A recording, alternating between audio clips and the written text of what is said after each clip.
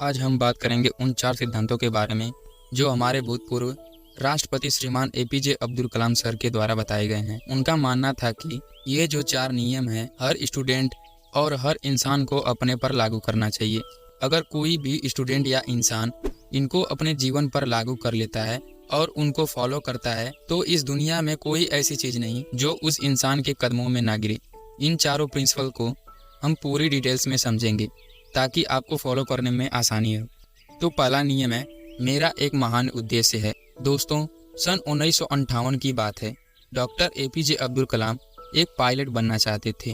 उन्होंने मेहनत करके पायलट बनने की सारी परीक्षाएं पास कर ली थी, लेकिन पायलट की वैकेंसी में केवल 8 ही सीट थी और doctor APJ Abdul Kalam 9वें number पर आए थे। उसकी वजह से उनका सिलेक्शन नहीं हो पाया।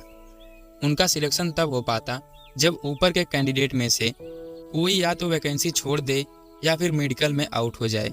उनको इस बात से काफ़ी निराशा हुई कि वो सिर्फ एक रैंक की वजह से सिलेक्ट नहीं हो पाए। उन्होंने इस बात को स्वीकार किया। वो निराश जरूर हुए थे, लेकिन निराशा उन्हें कभी हरा नहीं सकी।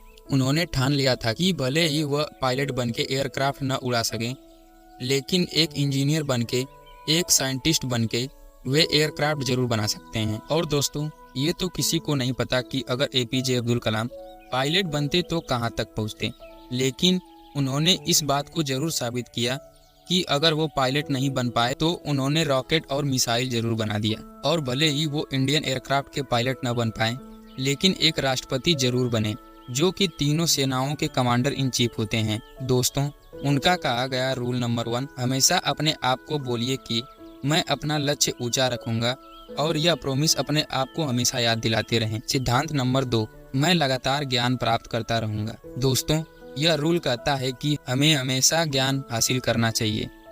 डॉक्टर एपीजे अब्दुल कलाम को मिसाइल मैन के नाम से भी जाना जाता है। वो एक वैज्ञानिक थे। उन्होंने बहुत सारे मिशन को लीड किया और उन्हें सक्सेसफुल भी किया। उन्होंने पद्म भूषण, पद्म विभूषण और भारत रत्न जैसे हाईएस्ट सिविलियन अवार्ड जीते। वो भारत के 11वें राष्ट्रपति भी बने, लेकिन इसके बावजूद भी वो अपने आप को एक स्टूडेंट समझते हैं। उनके लाइफ में अगर सबसे ज़्यादा ज़रूरत कोई चीज़ थी तो वो थी एजुकेशन, नॉलेज। उनका मानना था कि ज्ञान के लिए जो सबसे अच्छा समय होता है वो स्टूडेंट लाइफ का होता है। किसी भी इंसान के सक्सेस के पीछे उसके एजुकेशन का सबसे बड़ा हाथ होता है। उनका यह मानना था कि एक स्टूडेंट का सबसे प्राइमरी जॉब अच्छी शिक्षा ग्रहण करना है। एक विद्यार्थी को एजुकेशन के अलावा किसी दूसरे चीज़ के बारे में नहीं सोचना चाहिए, और वो चाहे तो वीकेंड में किसी एक हॉस्पिटल में जाकर गरीबों के प्रति अपना संवेदना व्यक्त कर सकता है, उन्हें खाना देकर उन्हें खुशी दे सकता है, पेड़ पौधे लगा सकता है, दूसरे लोगों को भी शिक्षा दे सकता है। आपको हमेशा अपने आप को यह याद दिलाना है कि चाहे कुछ भी हो, मैं सीखना नहीं छोड़ूंगा। आपको जहाँ से ज्ञान मिले बटोर लेना चाहिए। सिद्धांत नंबर 3, मैं कड़ी मेहनत करूंगा। दोस्तों, सन 1973 की बात है। विक्रम साराभाई और प्रोफेसर सतीश धवन ने डॉक्टर एपीजे अब्दुल कलाम से कहा, हमें एक सैटेलाइट लॉन्च व्हीकल बनाना है, यानी कि एक ऐसा रॉकेट जिसमें हम सैटेलाइट रख के उसको हम अपने अंतरिक्ष में भेज सकें। डॉक्टर एपीजे अब्दुल कलाम ने इस काम को पूरी जिम्मेदारी के साथ स्वीकार किया। वो इस मिशन के डायरेक्टर थे, यानी कि पूरी टीम को उनके नीचे काम करना था। उनके नीचे 1000 से भी ज़्यादा इंजीनियर थे और करीब 10,000 वर्कर्स के अलावा भी कई लोग इस मिशन से जुड़े हुए थे। इतनी बड़ी टीम को 6 साल का वक्त लगा प्रोजेक्ट को शुरू करने से लेकर लॉन्च के दिन तक। 17 अगस्त 1989 इस तारीख को सैटेलाइट लॉन्चर का टेस्ट होना था। लॉन्च के 8 मिनट पहले सारा कंट्रोल कंप्यूटर के हाथों में दे दिया गया, लेकिन उसी वक्त चेतावनी आई कि लॉन्चिंग में कुछ दिक्कत है। लेकिन उनके टीम के जो एक्सपर्ट्स थे उनकी ये राय थी कि लीक्स के बावजूद भी रॉकेट में इतना ऑक्सीडाइजर है कि वो अपना लॉन्च जारी रख सकते हैं, और मिशन लेट होने की वजह से डॉक्टर एपीजे अब्दुल कलाम को ये डिसाइड लेना पड़ा कि वो रॉकेट लॉन्च करेंगे। लेकिन रॉकेट लॉन्च के बाद अंतरिक्ष में न जाकर बंगाल की खाड़ी में जा गिरा। 6 साल की मेहनत, हजारों लोगों की कई लाखों वर्किंग पावर, जनता का पैसा और मिशन 2 मिनट में फेल हो गया।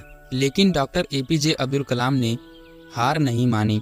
उन्होंने अपनी टीम के साथ 1 साल और कड़ी मेहनत करी और प्रोजेक्ट के शुरू होने के 7 साल बाद आखिरकार उन्होंने साबित करके दिखाया कि कड़ी मेहनत आपकी असफलता को सफलता में बदल सकती है। सिद्धांत नंबर 4, मैं दृढ़ और सफल रहूंगा।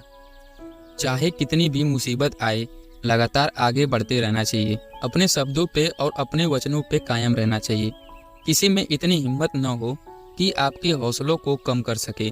हम में से ऐसे कई सारे लोग हैं जिनकी आंखों में कुछ सपना है, जो कुछ करना चाहते हैं, वो काम करना शुरू करते हैं, लेकिन समय बीतने के साथ साथ उनकी विल पावर कम हो जाती है। दोस्तों, आपको किसी भी कीमत पे अपने हौसलों को टूटने नहीं देना है।